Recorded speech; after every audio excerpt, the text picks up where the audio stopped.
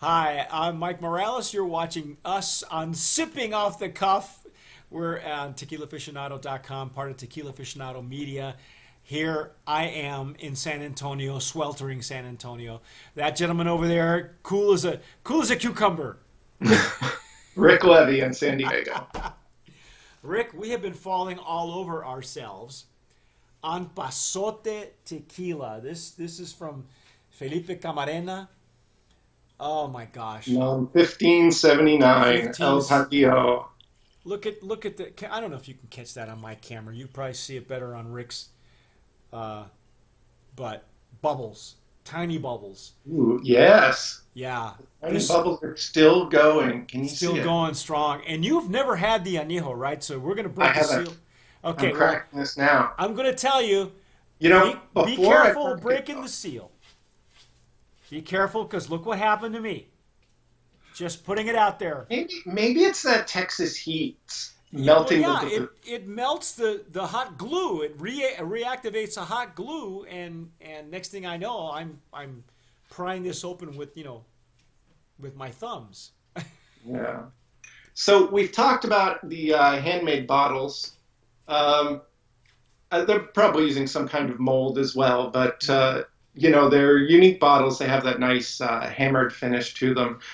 We've been talking about how great the graphics are. The graphics are really cool, And and they're all individual, right? They're all different. yeah, each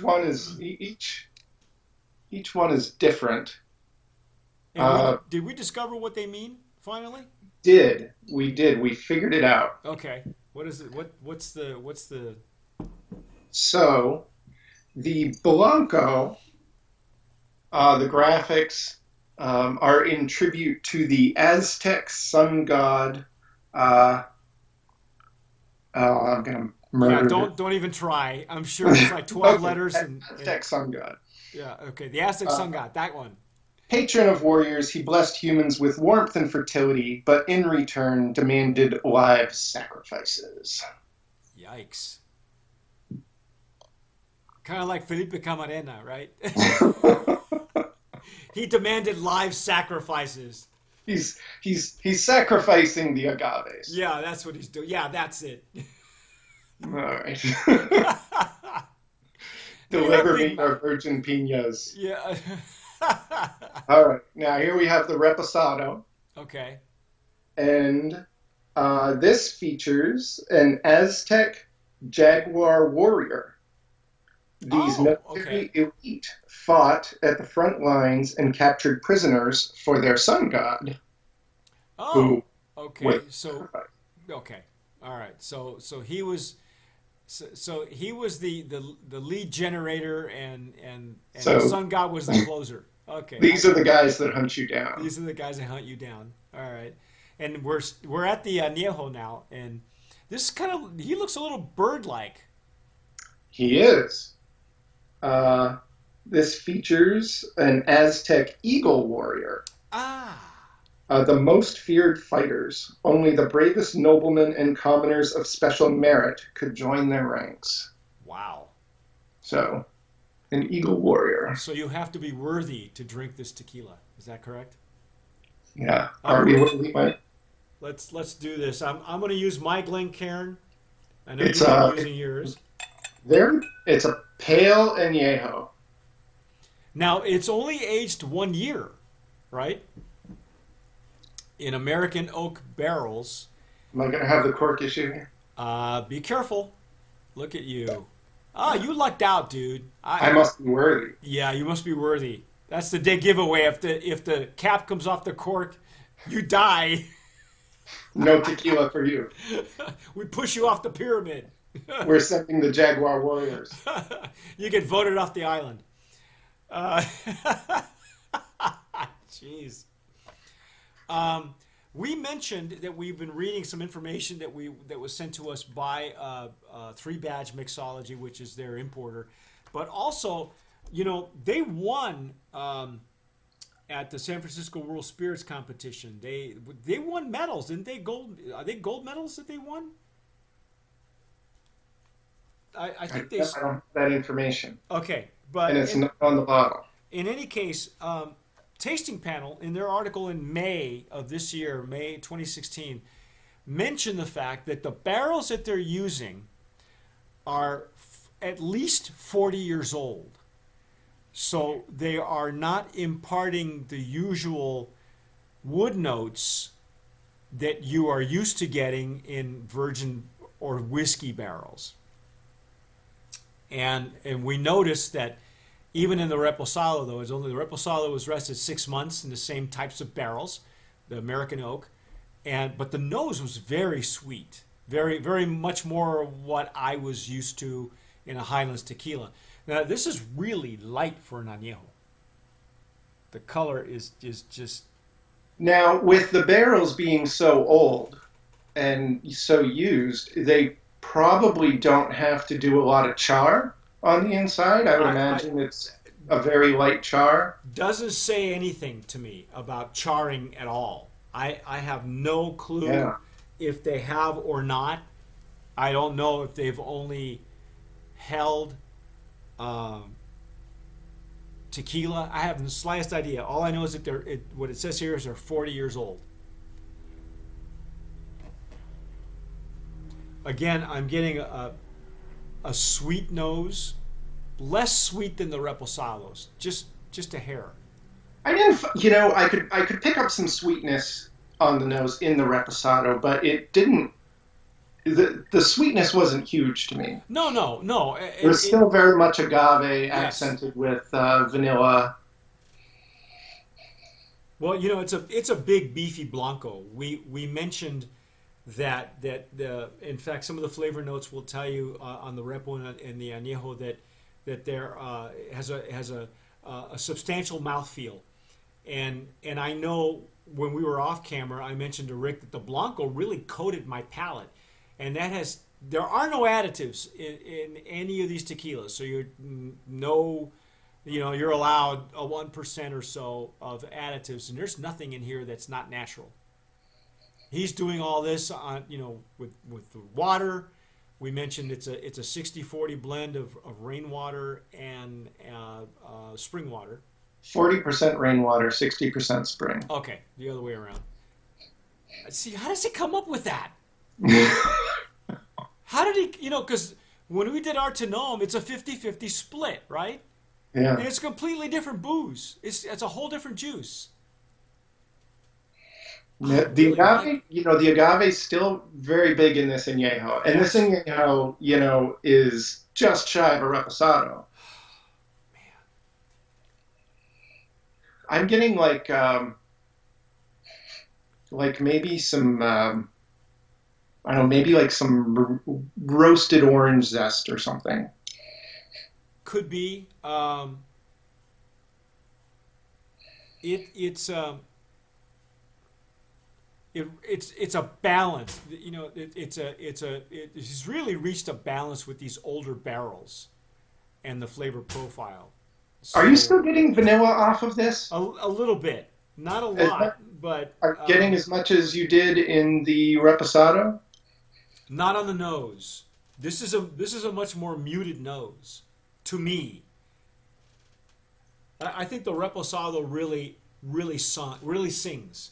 It's almost like it's got the best of both worlds. It's got that big Blanco, that beefy Blanco, and then it's got somehow those old barrels are reining in that flavor profile where it's almost like a sieve, or like a funnel. The Blanco's way out here, the Repo's way out here. I'd imagine that the Añejo's going to be like somewhere in here somewhere. So what are they saying? So they're saying about spices. Are you picking up any coconut on the nose? There in their notes, they're saying clean vanilla and sweet coconut merge in pleasing harmony. I would agree that this is harmonious. I'm not getting the vanilla that I got in the Reposado on the nose. I don't think I'm getting coconut either. I don't think so either. I'm not getting it. I'm getting more spices. I think there's maybe, again, I just took a sip. Big peppery explosion right on your palate. Right on the entry, it goes boom. It does not, and that's characteristic of the Blanco. You got that right on the Blanco right away.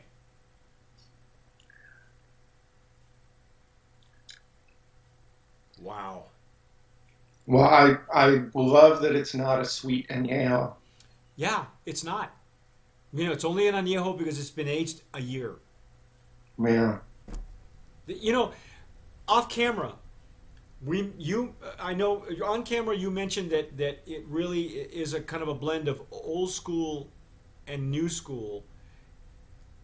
And I mentioned to you that with Felipe Camarena, he is It's old defining school. he is defining what to him what old school is and what new school is. It isn't what we think it is, it's what he thinks it is. So it's the Felipe Camarena School of Master Distilling.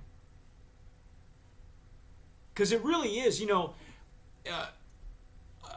he's not aging his tequila a lot. There's not a lot of juice touching the barrel.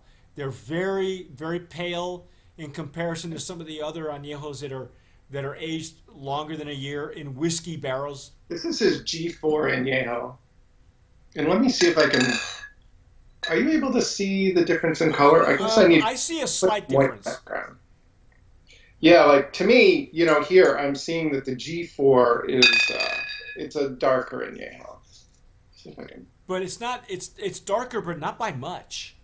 No, not a lot. Not a lot. You see a difference there. Yeah. There's not a lot. You know, it's a slight variation, and probably just enough to make a difference. But yeah, I think that Felipe is really redefining what old school and new school mean to him. You know, obviously he has pedigree. You know, El Tesoro de Don Felipe, that was their patriarch. So, and of course, Brother Carlos has gone, you know, in one direction, but as I mentioned before in the Reposado, that you really got to follow. You need some GPS to follow him because you don't know where Felipe is going to go. He has virtually got 4 different tequilas coming out of his distillery all at the same time, all of them hitting U.S. shores at the same time. That is crazy. And from what I've experienced so far, completely different from each other. They all have their own distinct personality and character. I'm getting the orange zest you were talking about. I just got it. Wow. And you know, even at the bottom of this one, there is a little bit more alcohol than any of the Blanco Repo. I didn't get hardly any alcohol, but on this one I'm getting it just ever so slightly, and that's not a bad thing. It's actually a good thing. Beautiful, beautiful legs, beautiful tears. They just, all these beads just cling to your glass. Yeah, just like that. See, I'm not the only one. You've got them all over your glass. Yeah. They did that to me on my Riedel. They just, it's like little dots. It's like connecting the dots. This is beautiful. This is really, really just a beautiful instant classic. You know, it's like he's really the 4 tequila. Well, so far that I know, the 1579 and the Pasote to me are instant classics. I haven't had G4. I haven't had Terralta yet. I hope to here shortly. Maybe after we come back from our tour, I'll have a set of bottles of G4 waiting for me, but who knows. But wow, this is just, it's amazing juice. And the price point in San Diego is what, dirt cheap? So you can get it at Old Town Tequila right now for $52. The suggested retail price is $69. So Z's cutting you a break right now if you get in early. Jeez. Vote often and vote now, because you're gonna want it. Wow. Yeah. Speaking of voting, Pasote is in the USA Today. That's it. That's right. They're in top 10, I believe. They are one of the ones that we discussed earlier. As of today, the day after Labor Day, T1 is now number 2. They have overtaken Suerte. It's going to be a dogfight all the way down. We've got like what 6 days left, I think, in the voting. By the time you all see this, I know who to root for. By the time you see this, it'll be all over. But you know, Rick has decided to abstain. He's not voting. I'm not voting. They're all winners. Well, this was definitely a winner. This is just amazing juice. You know, thanks again to the company that sent this out to us. These guys, 3 badge. You got a winner on your hands. I hope you can sustain the demand, especially in San Diego right now. Or online, if you want to buy online, go right ahead. Nobody's going to stop you as long as he can, Z Tequila, Old Town Liquors can still ship to you. They will. Yeah. Well, the prices I'm quoting from Old Town Liquor, those are the online prices. Wow. Go get them. Go get them. This is a Brand of Promise nominee. I think in the legacy category, we're going to go there also with packaging. I love the packaging. I love the symbolism. I love that each tequila so far has had its own character as well. Its own packaging, its own character, its own entity. There's a lot to be said about tequilas with a familiar stamp on them. And you and I have talked about several of them, like La Cofradia, Tapatio, El Tesoro, but I don't think that we can pigeonhole this guy. Yeah. Well, I think he's trying to break the mold. We have this idea, I guess, of what a tequila that ships to America is supposed to be, or the range that it's supposed to fall in, and I think Felipe is saying to heck with that. Screw you, I'm doing it my way. That's right. So, I'm going to blend. It's truly the craft. Oh, yeah, absolutely. Absolutely. This, if you're looking for a definition of craft, this is it right here. One of several, at least 20 on a list somewhere, right, on USA Today. But, this is a fine representation of what craft tequila really should be and really what is.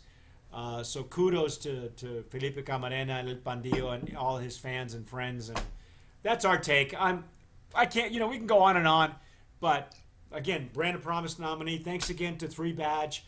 Thank you, Pasote. Thank you, Felipe. Thank you, Rick, for being with us and helping us break it apart. Talk about it. I'm Mike Morales here in San Antonio. You've been watching Sipping Off the Cuff. On tequilaaficionado.com. Please subscribe to the YouTube channel down below, that big red button. Press that button. It'll make you feel better. And then go out and order some Pasote. Tell us what you think if you've had it. And remember, tomar sabiamente.